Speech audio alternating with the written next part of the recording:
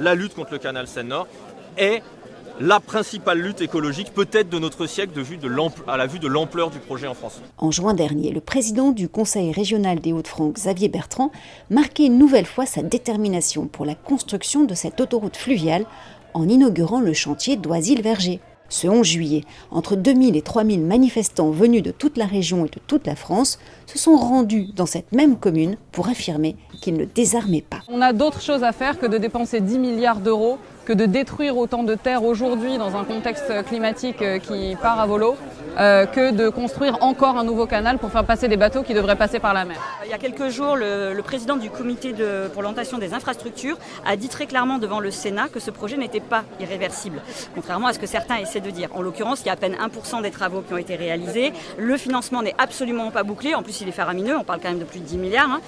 Donc oui, bien sûr, c'est encore réversible, il est encore temps d'agir.